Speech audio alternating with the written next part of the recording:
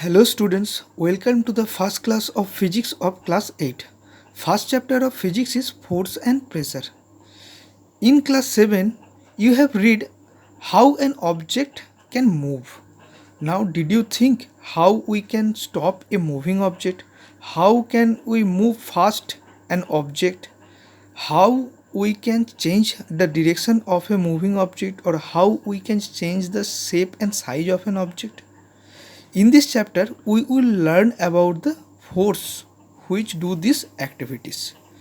Here, few pictures have been given. We can see a goalkeeper stop a moving ball, a hockey player strike the ball with his stick, a cricket player stopping the ball and pulling it by its hands.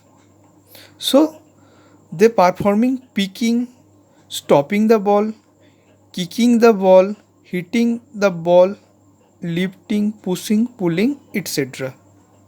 In the next page, we see a table. We have to identify in our daily activity push or pull. Description of situation. First, moving a book placed on a table. So we have to do such actions like pushing, pulling, lifting. So in all these cases there is push and pull. In the second activity, opening or shutting a door. In this case also we have to apply push or pull on the door to open or shutting the door. Third activity, drawing a bucket of water from a well. So in this activity also we have to apply pushing, pulling, lifting, etc. So here also we see there exists push or pull on the object. So like all these activities given in the table, we have to apply push and pull. So in science we define a push or pull on an object is called force. Next topic. Force are due to interaction. In this two picture, we see a person standing behind a stationary car and it does not moving. But when the person apply force by application of pushing it from behind, it starts moving. In the second, third and fourth picture, we see two girls are playing by pushing each other and by pulling each other. They apply force by the interaction of their hands. Here a person pulling a cow with the rope. Here also there is interaction of force between the person and the cow by the rope. So in all these activities we see there is interaction of force between the object and the person. Next topic, exploring force. In this topic we will discuss few properties about the force.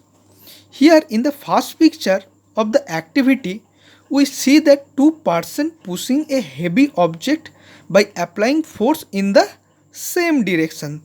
They are applying force here from right to left and the object will move. In the second picture and the third picture we see that few persons are applying force on the same object in opposite direction and the object does not move. This means when we apply force in the same direction, the total force acting on the object is the sum of the two force, and when two force is applied in the opposite direction on the same object, the net force, that means the total force, is the difference between the two force. Here we have underlined these two situations. When two force are in same direction, the two force will add up. When two forces are in opposite direction, the total force is the net force is the difference between the two force. Here is another topic, that is magnitude. Here it is written in bold words. This means magnitude means the mathematical value of force. Okay, means numerical value of force. Next topic, force can change the state of motion. Here in these activities we find a stationary ball is moving by the application of force of the hand.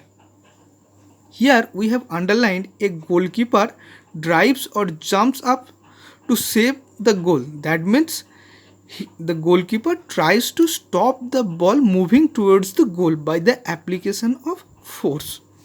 In the third case, we see that a boy repeatedly pushing the tire with a stick to move is fast.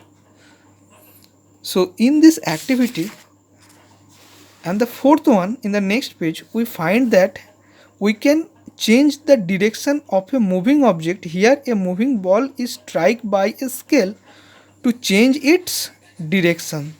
So in all these four activity we find that a force is applied to change the state of motion. State of motion means the object speeds and its direction of motion.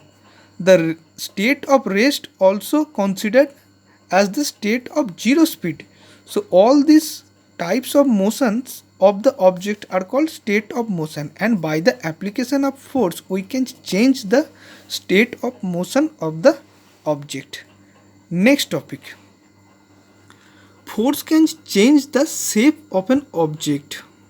Here in this table we study the effect of force on the object. Four activities of our daily life is done. In the first, a plum of dough on a plate and we are pushing it by our hands. In the second, a spring seat, on a spring seat a person is sitting on a cycle. In the third, we see a rubber band fixed on a hook on the wall is stretched by our hand. And in the fourth activity, a plastic scale, on a plastic scale some weight is kept between two books and it bends.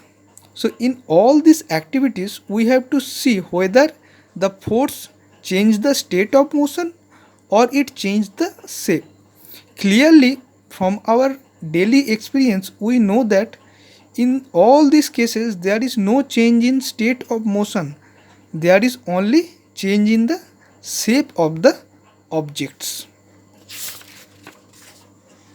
So we can say that force also can change the shape of an object. So by combining the previous cases we say that force may make an object move from rest. Force may change the speed of an object if it is moving. Force may change the direction of a moving object. Force may bring about a change in the shape of an object, and all the combination of this. Without the application of force, we cannot change the state of motion or we cannot change the shape of the object. Next topic is types of force. First we discuss about the contact force. First is muscular force. Muscular force means the activity or the things we do by the application of our body muscles. These are called muscular force. Muscular force is applied by not only human but all kind of animals also. Here we see two bulls are pulling a cart loaded. So here also the bulls apply force on the cart to move it. Here also the muscles of the bulls are in action. So without the contact force of the muscles we cannot move the things. So muscular force is a contact force. Next is friction, means force of friction. We have seen from our daily experience that a moving ball rolling on the ground stops after moving a few distance. When we cycle, if we stop paddling, the bicycle stopped after moving a certain distance. We also have seen a bike or a car is stopped if the engine is stopped, and the car or the bicycle will stop after moving a certain distance. So, in all these cases, frictional force is responsible for changing the state of motion of the objects.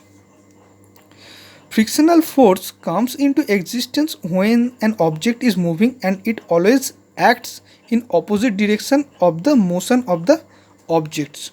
Frictional force is the force acted between two planes in contact. This is the definition of the frictional force. This is for today. Thank you.